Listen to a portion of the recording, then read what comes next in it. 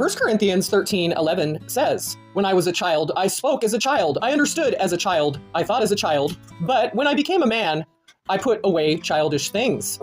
That's 1 Corinthians chapter 13, verse 11, King James Version. When I was a kid, I went through so much toxicity and manipulation that I was completely brainwashed about church and about the idea of church. But all my life, I knew that there was something underlying and completely wrong with the situation. This caused a lot of issues for me in church attendance. Not only was I baptized, first of all, Catholic, Roman Catholic, because my mother was Roman Catholic. Then I was baptized in the Calvary Baptist Church. There was also a baptism that my dad and my stepmom took me to of a man who was covered in lumps all over his body and in a wheelchair, and he baptized me and forced me to sit in his wheelchair with him. Then later, I was baptized in the Pentecostal church. I was baptized in a college dormitory in a bathtub by an outside individual. And then I was baptized in the Nazarene church. All of these baptisms were outward signs of me rebuking sin in my life. However, going back to my first church attendance and vacation Bible school, there was a flame ignited in me to do the right thing, even though I didn't know what toxic legalism was. My first church attendance that included a salvation call was at Calvary Baptist Church.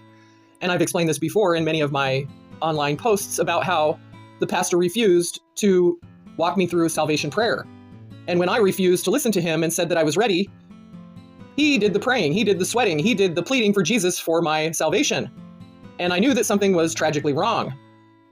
But that didn't change a thing for me wanting to inquire on what I would later come to understand was deliverance, much, much later.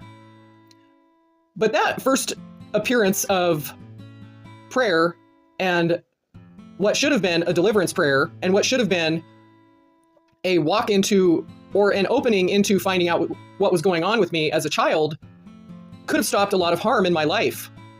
Like I said before, I was in a toxic environment where people were being manipulative, abusive, and controlling.